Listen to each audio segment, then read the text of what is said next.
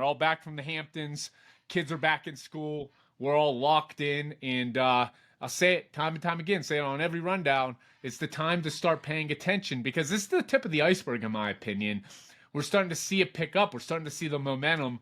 But I think it can get very, very interesting. When we start to feel a little bit more fearful is when I'm talking to my grandmother over Thanksgiving and telling her to mortgage her house and buy Bitcoin. Yeah.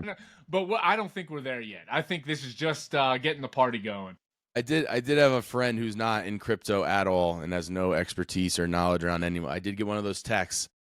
What do you think about XRP?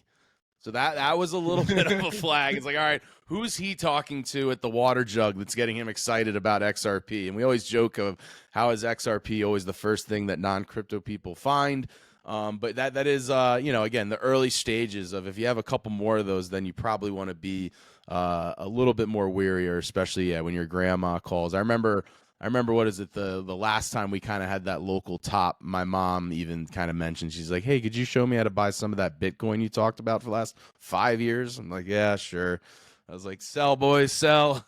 I have a for real top signal indicator, and this is when I started with the boys about 2 years ago with Crypto 101. I remember telling Bryce this. I was like, when my dad hits me up and asks me if he should buy Bitcoin, we have to exit all positions. Yeah. It's been so, and he knows I work in the industry. He knows I'm super bullish on it, but for some reason, he is the biggest top signal indicator. But hey, if you're on the rundowns, if you follow our private communities, I will absolutely flag when Gary McNutt hits us up and asks us to buy Bitcoin because I am hitting the sell button. But he did. Yeah. He has not done that.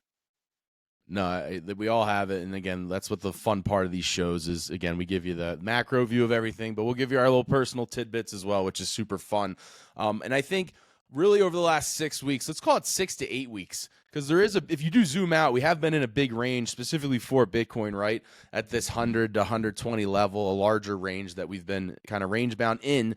And I think it's been really fun because these rundown episodes over that time period have been very exciting. We've been super bullish on them. They've been super fun because there's been so much information around regulation, around all these huge, investors wanting to get involved. And again, I think the regulation thing's been the biggest piece of everybody getting involved. And then kind of like with all the bullish information after a couple months, people are like, well, where's the price action?